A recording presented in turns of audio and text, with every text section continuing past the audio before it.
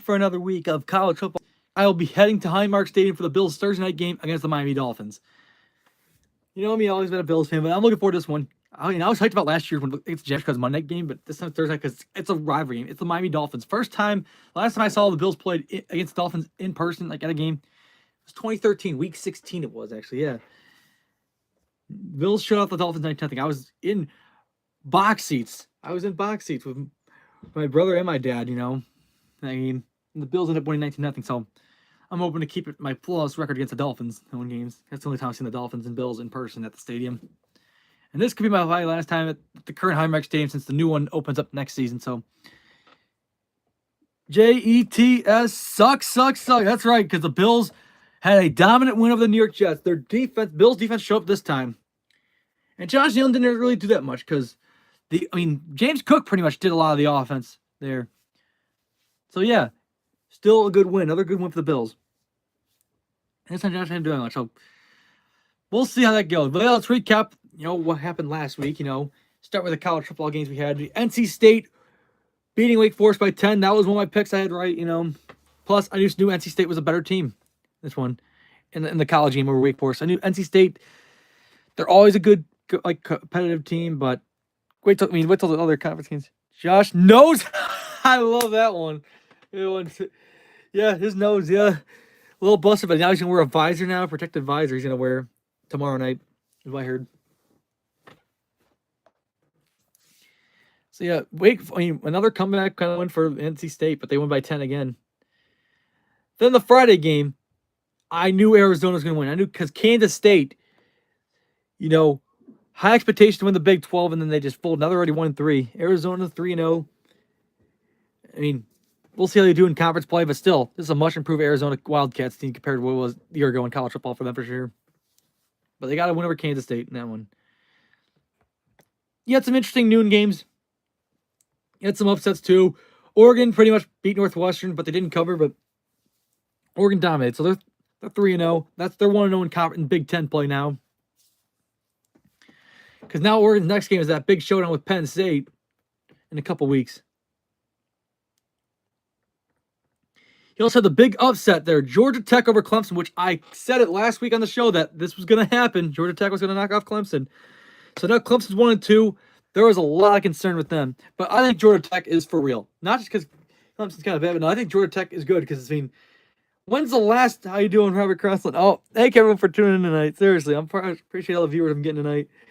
But yeah, when was the last? It's been a while since Georgia Tech has beaten Clemson, so that's a big win for that program. They're 3-0. They're 1-0 in the ACC. This is a good start for them. Kind of feel like I thought it was Louisville. I think the team I thought was going to win the conference, but no, I think Georgia Tech looks like the team that could represent the ACC come college football playoffs. Maybe another team, but still, they're a legit contender to win the ACC right now. I would say Georgia Tech's probably the best team in the conference, along with Florida State and Miami. Yeah, I like it, man. It's a nice country. But yeah, Georgia Tech got a massive win over Clemson. That was my upset pick of the week, honestly. I really knew it was going to happen tonight, I knew it.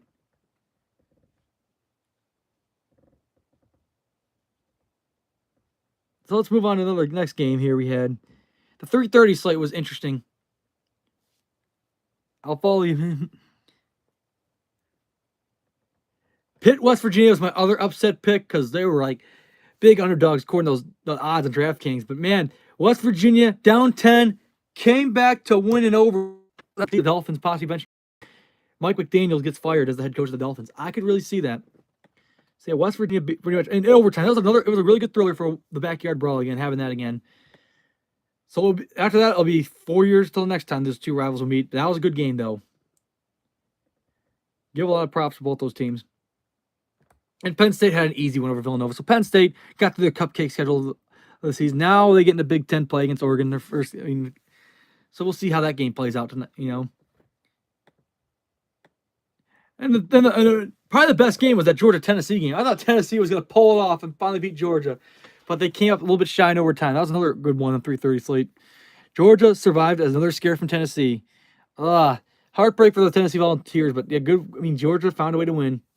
I really thought they were going to lose this one. Not going to lie. That sucks. Of course, Wisconsin, and of course, Alabama dominated Wisconsin. That was the other noon game. I forgot. Yeah, Alabama feel like they're back in their normal form, dominating teams. They dominated Wisconsin at home.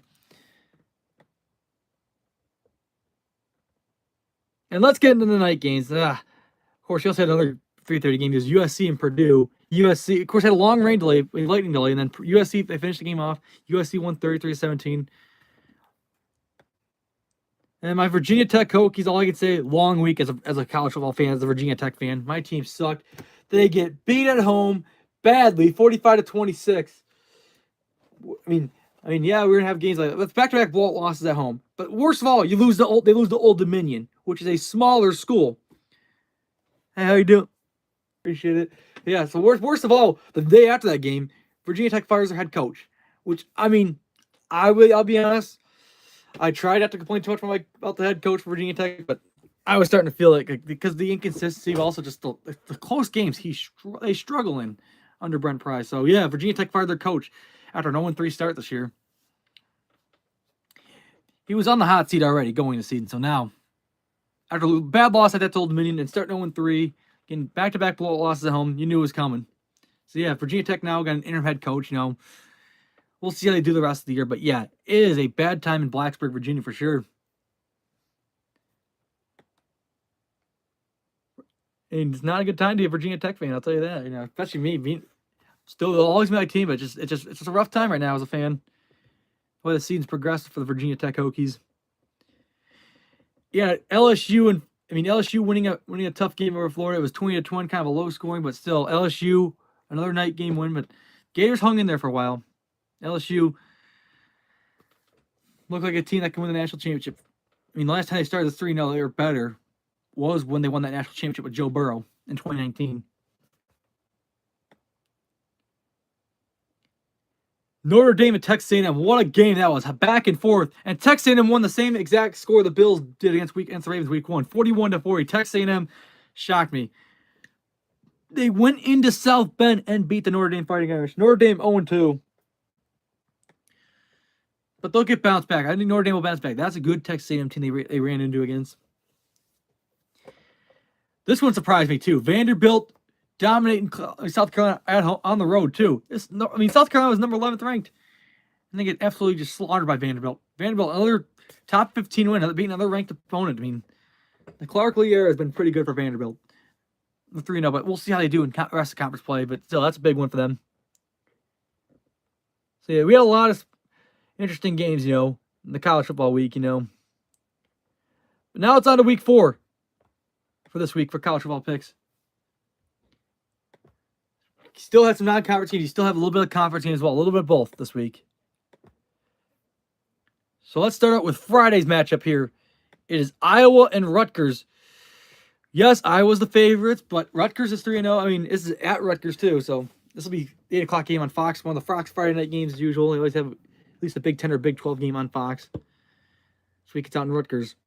Much as I want to pick Iowa, but I like Rutgers. For some reason, I'm sensing a Rutgers win this one. I don't know why.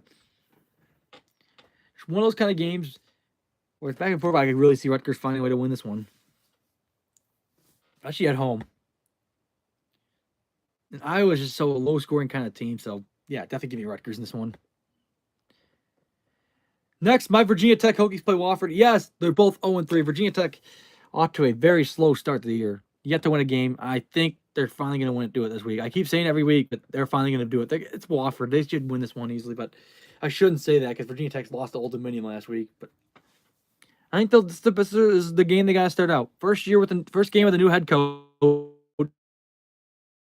So yeah, I like Virginia Tech in this one.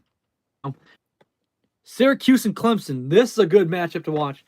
Always, because Syracuse, we know it's time they lose, but the thing is, they've had some close games with Clemson in the past. And I think this week, Clemson loses again. Here's why. Clemson lost to Georgia Tech. Yes, I get Georgia Tech's good, but still, Clemson's so overrated this year. They put them at number 4 in the preseason rankings, and now they're already unranked through 3 games already. Here's why I see Syracuse win this one also. Not just because Clemson's overrated, but here's why. And yes, they lost to Tennessee. They're only lost to Tennessee. That's a tough team. Tennessee's a good team to run because they were close to beating Georgia. But they found a way to come back and beat UConn. And then this past Friday, they put up 66 points over Colgate. So their offense is starting to click more. Angeli's starting to get used to this Syracuse offense. I think he balls out, finds a way for Syracuse to win in Clemson. It's kind of a hot take, but I like Syracuse this one. I just don't see Clemson win this one. Why they've been struggling this year. Because Clemson also barely beat Troy, who's a group of 6, group of 5 team, you know, a smaller school team. That's a team that you should have blown out. Yeah, Clemson struggled in that one. So I thought I could really see Syracuse win this one. Next, you have the big noon Saturday game on Fox. It is Texas Tech, number 17th ranked, against